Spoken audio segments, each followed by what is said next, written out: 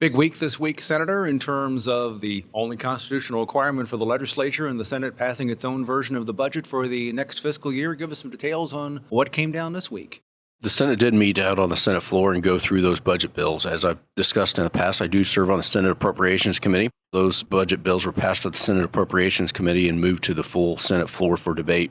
We didn't finish until about 4 a.m. on Wednesday morning after going in early Tuesday afternoon on the budget, but we were able to pass out all 14 budget bills drafted by the House.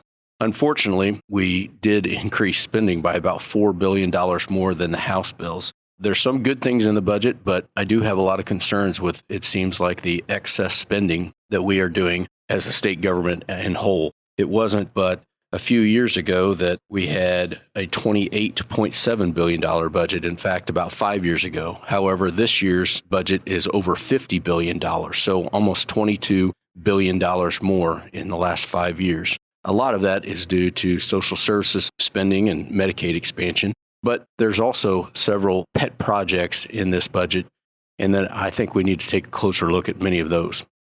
A lot of time was spent on House Bill 2, which included the language from the House and the changes that were tried to appear on this chamber, and that was in relation to what they call DEI. Yes, the House version did include a lot of language related to diversity, equity, and inclusion, and to prevent those woke concepts from infiltrating our state government as well as our elementary and secondary schools.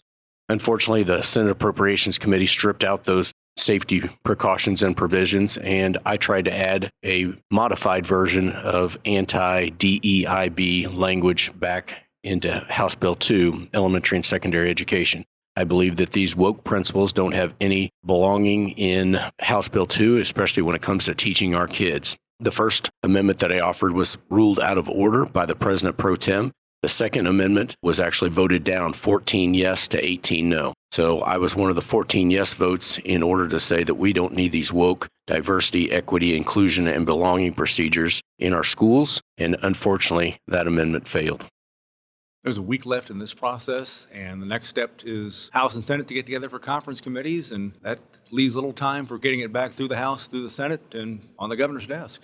Yes, the next step in the process is we will look at the House version of the budget and the Senate version of the budget, and we will have conference committees made up of 5 senators and 5 state representatives. I look forward to meeting this next week in conference and seeing what exactly compromise we come up on many of these bills. The constitutional deadline is May 5th. I look forward to passing a budget and getting it to the governor's desk for signature.